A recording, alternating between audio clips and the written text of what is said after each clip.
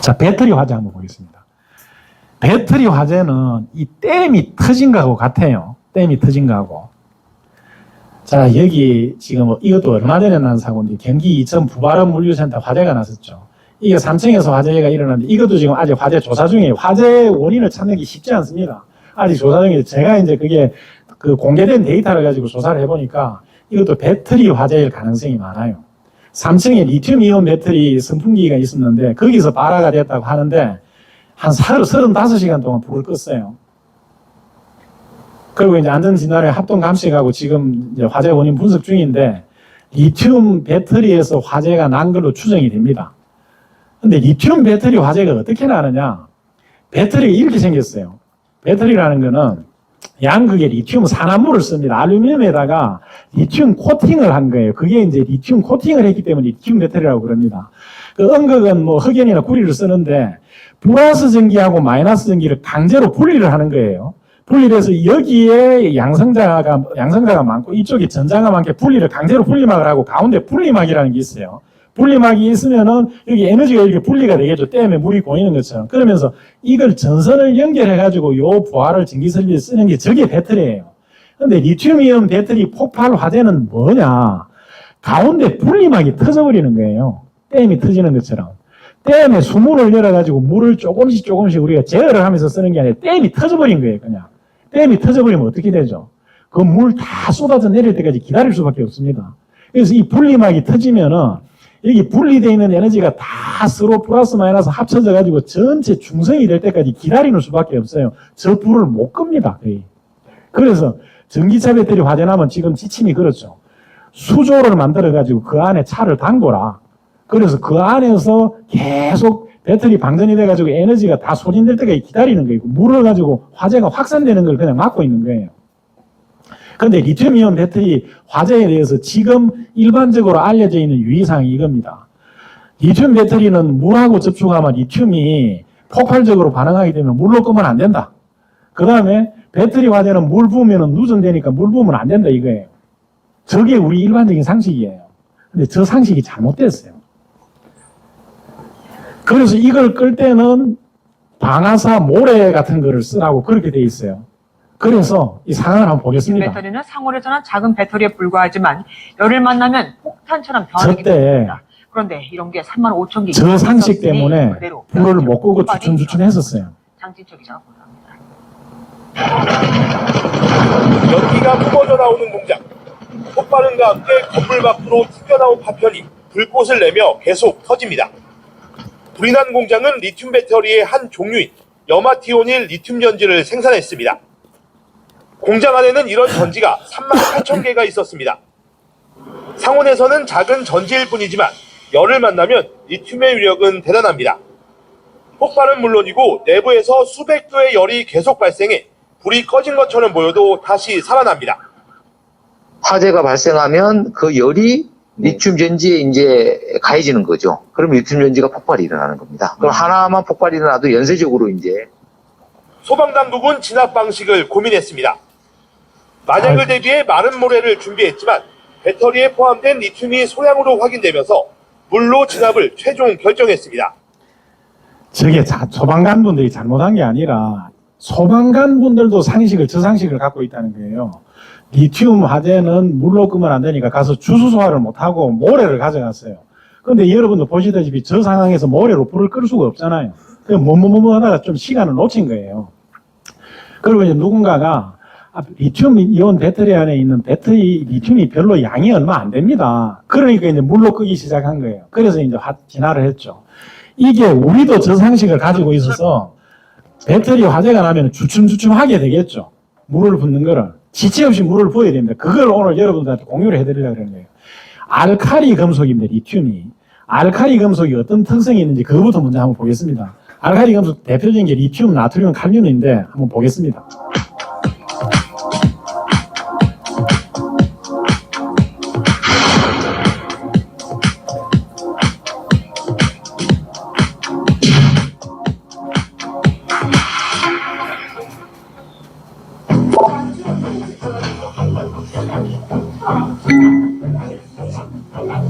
물하고 반응을 하는데 반응성이 그렇게 크지 않습니다. 리튬 덩어리입니다. 리튬 덩어리. 나트륨은 좀 폭발적으로 반응을 합니다.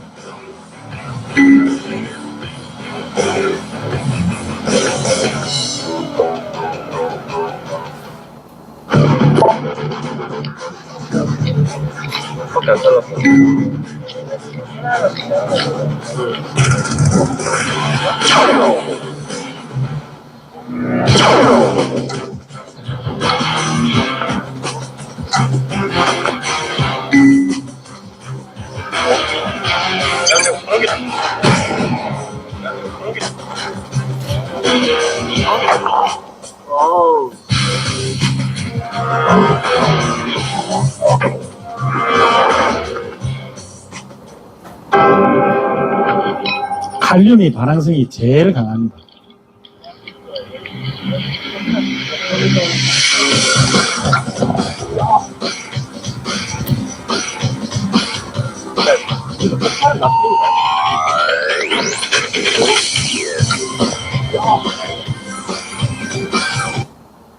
그러니까 저 알칼리 금속이 뭔가 하면은 물하고 반응해서 소금이 되는 거예요. 그 염기성 원소로 그러는데 리튬, 나트륨, 칼륨이 알칼리 금속이니까 나트륨, 칼륨이 반응성이 크니까 리튬도 반응성이 크다고 막연히 생각을 하고 있는 거예요. 리튬은 물하고 반응하면 수소가 나오긴 하는데 저렇게 반응성이 크지 않습니다. 크지 않고 배터리 안에 들어있는 리튬이 미미해요. 분리막이 있고 양극, 음극이 있는데 양극에 리튬을 도막을 입혀놓은 거라서 이 배터리에 물을 부어도 물이 또 안 들어가게 이렇게 기밀 처리가 되어 있어서 물이 잘 들어가지도 않습니다. 그리고 한 가지 더, 여러분들 1차 전지가 있고 2차 전지가 있죠. 우리 선생님, 1차 전지가 위험할 것 같아요? 2차 전지가 위험할 것 같아요? 1차가 위험. 어떻게 정확하게 잘 아십니다. 아주 정답입니다. 박수 한번 쳐주시죠. 1차 전지, 2차 전지가 뭔가 하면은 그게 쉽습니다. 1차 전지는 한 번만 쓰는 전지예요. 한 번만. 2차 전지는 2번 이상 쓰는 전지예요. 1차 전지는 배터리예요. 우리 건전지. 한 번밖에 못 쓰는 전지예요. 2차 전지는 충전지. 우리가 쓰는 그 충전지 있죠. 노트북 충전지라든지 뭐 킥보드 충전기라든지 핸드폰 충전기. 그게 전부 2차 전지예요. 1차 전지가 훨씬 위험합니다. 여기 화성의 그 아리셀은 1차 전지 생산업체예요. 리튬 1차 전지 생산업체예요. 군용 납품하는 제품을 주로 생산했는데 군용 제품이 용량이 커야 됩니다. 상간 오지에 한번 갖다 놓으면 뭐 1년 내내 몇 년을 쓸 수 있는 그런 게 장비가 필요하니까 1차 전지는 한번 충전해서 충전하면 끝이기 때문에 충전 용량이 거의 100%, 99%까지 충전을 해요. 아주 리미트까지 다 채우는 거예요. 물통에 가득 채우는 거예요. 2차 전지는 나올 때 한 50%에서 55%만 채워갖고 나와요. 출고가 될 때. 충전해서 쓰면 되니까. 그래서 2차 전지가 훨씬 안전한 거예요. 1차 전지가 위험한 거예요. 여기는 1차 전지 생산업체에서 이제 사고가 난 겁니다. 대용량 전지에서. 그런데 리튬이온 배터리 화재를 진화를 할 때 어떻게 해야 되느냐. 이걸 기억을 하시라는 거예요. 이걸. 배터리는 플러스 극과 마이너스 극의 에너지를 분리를 해놓은 거예요. 양성자하고 전자를. 근데 그거를 분리막을 통해서 분리를 해놓고 바깥으로 전선을 연결해서 전기설비를 쓰는 건데 이게 폭발을 하는 거는 중간에 뚝이 터진 거예요. 분리막이. 뚝이 터지면은 이게 플러스 전기, 마이너스 전기 분리된 게 다 중화될 때까지 열이 나옵니다. 산소도 필요 없어요. 화재의 3요소는 가연물하고 산소하고 이제 발화원이에요. 근데 산소가 있어야 지속을 해줘요. 화재를. 근데 리튬 배터리 화재는 산소하고 상관이 없는 거예요. 플러스 마이너스가 반응하면서 열이 나는 거니까. 그래서 이건 열을 낮춰야 돼요. 열을 낮춰야 연쇄 반응이 안 일어납니다. 그래서 물을 가지고 끓여야 돼요. 물을 가지고 냉각 소화를 해야 됩니다. 그리고 누전 된다 그러는데 누전 안 됩니다. 여러분들이 이제 아실 거예요. 오늘 기본 교육을 했으니까. 누전이라는 게 뭐죠? 정상 경로를 벗어난 통제불능 상태의 전기죠. 근데 전기는 누전되면 어디로 간다 그랬습니까? 자기가 가장 흐르기 쉬운 길로 간다 그랬어요. 배터리가 분리막이 터졌어요. 그럼 가운데 고속도로가 나져 있어요. 지금 플러스 마이너스로. 근데 물을 부었다고 해서 바깥으로 전기가 흘러나오겠어요? 안 흘러나와요. 고속도로가 있는데 밖으로 왜 전기가 흘러나옵니까? 누전 안 된다는 거예요. 물을 부어도. 그래서 물을 부어서 꺼야 돼요. 물을 부어서. 한번 보겠습니다. 이 소화기가 지금 금속 화재용 D급 소화기는 나왔어요. 이게 소방청의 기술 기준이 작년까지도 없었어요. 금속 화재 소화기 나왔던 거, 그 전에 나온 거는 전부 제대로 된 어떤 소방 기준을 통과를 한 게 아니고 이걸로 끄니까 금속 화재가 좀 잘 꺼지더라 하는 그 정도의 소화기였어요. 근데 기술 기준이 작년 7월에 제정돼서 지금 D급 소화기는 제대로 나오는데 지금 리튬이온 배터리 소화기가 이 소방청의 형식 승인을 받은 게 없어요. 소방청에서 이 업무를 대행하고 있는 게 KFI라고 한국소방산업기술원이 있는데 여기서 자체 인정이 있고 그 다음에 성능 인정이 있고 형식 승인이 있는데 성능 인정하고 형식 승인 이게 법적 공고사항이고 이 KFI 인정은 자체 인정이에요. 자체 인정. 요렇게 하니까 좀 효과가 있더라는 그 정도 인정이에요. 지금 리튬이온 배터리 인정은 여기까지밖에 못 왔어요. KFI 자체 인정된 제품밖에 없어요. 그래서 어떤 종류의 배터리에 어떤 컨디션에 화재가 났을 때 이걸 쓰니까 불이 좀 잘 꺼지더라 하는 그 정도만 돼 있는 거예요. 그래서 지금 리튬이온 배터리 전용 소화기, 그 다음에 전기차 전용 소화기, 그거 전부 틀린 말이에요. 그래서 소방청에서 이제 단속하기 시작했어요. 너무 그게 말이 안 되는 지금 어떤 허용이 안 된 얘기를 하고 있기 때문에. 그럼 참조를 하시고, 자, 이 상황 한번 보겠습니다.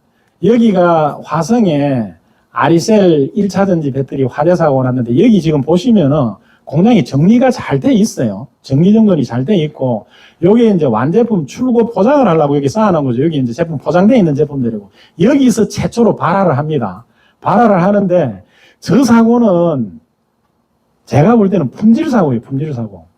배터리 하나가 어떤 분리막이 품질 이상으로 아니면 너무 과충전이 됐던 데서 분리막이 하나 터진 거예요. 그래서 터지면서 거기서 열이 발생하니까 여기 배터리를 이제 조밀하게 쌓아놨으니까 옆쪽으로 그 열이 전달이 되면서 연쇄적으로 폭발이 일어난 겁니다. 일단 상황을 한번 보겠습니다. 얼마나 빨리 진행이 되는지. 쌓여있던 리튬 배터리 상자에서 흰 연기가 뿜어져 나오더니 폭발이 이어지고 다급히 일반 소화기를 뿌려보지만 불길은 더 커집니다. 일반 분말 소화기는 산소가 더 들어가지 않게 차단하는 역할밖에 못합니다. 리튬 배터리는 불이 붙으면 가연성 기체인 수소를 만들어내고 이 수소가 타면서 더 많은 열을 만드는 열 폭주가 일어나 일반 소화기로는 끌 수가 없는 겁니다. 일반 화재에 쓰는 분말 소화기와 배터리 화재에 쓰는 전용 소화기입니다. 이 리튬 배터리에 불을 붙이고 그 소화기의 성능을 비교해 보겠습니다. 원형 배터리 150여 개를 플라스틱 상자 안에 고정하고 번개탄으로 불을 붙입니다. 가열한 지 7분 만에 배터리가 터지기 시작합니다. 이어 상자는 화염을 뿜어내고 녹아내리면서 사방으로 배터리가 튀어나아갑니다.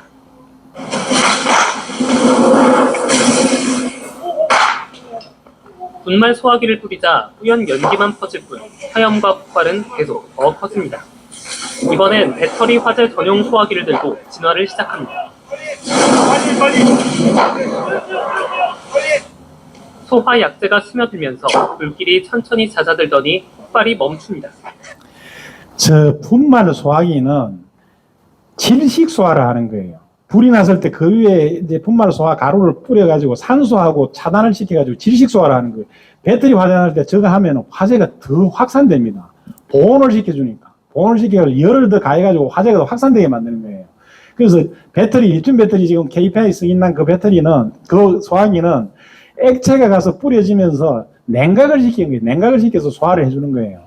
근데 아까 이 상황에서 그 영상을 보면은 42초 만에 여기가 새까만 연기가 차버려요. 여러분들 여기에 새까만 연기가 차면은 여러분들 탈출할 수 있을 것 같죠? 탈출 못 합니다. 그래서 죽는 거예요. 그래서 대부분 사람이 거기서 죽는 거예요. 방향 감각을 잃어버려요. 당황을 한 상태에서 내가 저기가 문이라는 걸 인지하고 있었는데 암흑의 상태에서 내가 몸을 조금만 움직이잖아요. 여기가 문인 줄 알아요. 이쪽으로 그냥 가는 거예요. 가서 막히는 거죠. 저기서 탈출하려 그러면은 저런 경우에는 몸을 낮추고 호흡기를 보호를 하면서 벽을 짚어요. 벽을 짚고 한 방향으로만 계속 나가야 됩니다. 한 방향으로만 나가면은 어디를 가든지 문으로 결국 나가게 돼 있어요. 그렇게 해야 본인을 살릴 수 있습니다. 이 리튬이온 배터리 안전 대책이 이 분리막이 있는 여기가 전부 액체에서 있죠. 여기 이걸 이제 고체로 만든 거예요. 전고체로. 그래서 전고체 배터리는 이 분리막이 잘 안 터집니다. 그래서 전고체 배터리로 지금 좀 다 이제 바꾸고 있죠. 우리나라에서 저 전고체 배터리 만드는 기술이 상당히 앞서 있습니다. 그래서 우리나라가 저걸로 좀 어떤 경제적인 도움이 될 거라고 그렇게 기대를 하고 있습니다. 그 다음에 여러분들이 이제 일상에서 필요한 일이에요. 이거는 리튬이온 배터리가 우리가 쓰고 있는 게 뭔가 하면은 핸드폰이나 킥보드, 집에 뭐 로봇 청소기, 그 다음에 뭐 진공 청소기, 그런 거 전부 리튬 배터리 들어있어요. 근데 여기에서 화재가 나는 게 대부분 과충전으로 합니다. 과충전. 아까 아리셀 사고도 과충전이었을 가능성이 많다는 거예요. 배터리 하나가 과충전이 돼서 터져버린 거예요. 근데 이게 배터리 5년간의 리튬 배터리 화재 사고가 612건이 났는데 그중에 50%가 과충전 화재였어요. 저 과충전을 막으려고 그러면 어떻게 해야 되느냐. 자, 이게 이제 여러분들 핸드폰 생각하시죠. 핸드폰 충전기가 이렇게 돼 있어요. 충전 전압하고 충전 전류하고 이 두 개를 곱하면 충전기 전격 출력이에요. 충전기 전격 출력이 15W가 넘으면 고속 충전기입니다. 여러분들 고속 충전기 하죠. 그게 15W가 넘어서 빨리 충전되는 거예요. 근데 충전기 전압이 요 높이가 이제 5m가 같은 높이라고 보자고요. 나가는 물의 양이 많죠. 이게 2배입니다. 충전 전류 여기 1A고 이게 2A예요. 그럼 충전 시간이 같은 양을 충전하는데 여기는 2시간 걸리는데 여기 1시간 걸리니까 물의 양이 많으니까 저게 충전기 용량이 되는 거예요. 근데 이때 뭘 주의해야 되느냐. 자, 이게 이제 그 철도에서 쓰는 그 산업용 무전기인데 굉장히 내구성이 좋은 무전기예요. 이 무전기가 리튬 폴리머 배터리예요. 이 배터리를 뜯어보면은 배터리 규격을 요걸 보면 이렇게 되어 있습니다. 전격 사용 전압, 전격 용량이 이렇게 나와 있어요. 그 다음에 충전 전격 전압, 충전 용량 이렇게 나와 있어요. 충전기 전격도 보면은 충전기 출력이 전격 출력 전압이 있고 배터리 뭐 전격 전압이 이렇게 있어요. 이게 어떻게 돼야 되느냐? 자, 이거 보시면 돼요. 이게 총 결론이에요. 수조가 있습니다. 수조가 있으면 이 물을 채울 때 펌프로 채우겠죠. 펌프 양정입니다. 이게 퍼올릴 수 있는 높이가. 펌프 양정이 충전기 전격 출력 전압이에요. 이 펌프 양정이 4.3m라고 하자고요. 4.3V를. 그 다음에 배터리 전격 사용 전압이 3.85m예요. 여기까지만 배터리를 쓰는 거예요. 펌프 양정은 요만큼, 충전기 전격 출력 전압이 요만큼이고, 이 수조 높이가 뭐냐? 배터리 충전 전격 전압이에요. 수조 높이 4.4m고, 펌프 양정은 요만큼 되고, 사용하는 건 요만큼 써야 안전하다는 거예요. 저 세 가지가 밸런스가 맞아야 돼요. 그런데, 이 충전기 전격 출력이 펌프 양정이 이 위로 올라가 버리잖아요. 그럼 터져버리는 거예요, 배터리. 수조를 넘어버리는 거예요. 근데 뭘 주의해야 되느냐? 우리나라에서 나오는 제품들은 KC 규격 인증을 받아야 나와요. 그래야 판매를 할 수 있습니다. 우리나라 그게 잘 돼 있어요. 근데 중국산 제품이 있죠. 전혀 기준이 없어요. 자기 마음대로 만들어요. 그 중국산 제품 충전기하고 배터리가 안 맞으면 이런 폭발 사고가 나는 거예요. 그래서 여러분들이 이거 쓸 때 배터리하고 충전기에 보면은 요 값이 그대로 나와 있어요. 그대로 나와 있으니까 이 기준이 맞아야 된다는 거예요. 배터리 전격 사용 전압보다 충전기 전격 출력 전압이 높고 그보다도 배터리 충전 전격 전압이 높아야 사고가 안 납니다. 배터리 폭발 안 하는 거예요. 여러분들 밤에 저녁에 주무실 때 핸드폰 충전기 꽂아놓고 주무시죠, 대부분.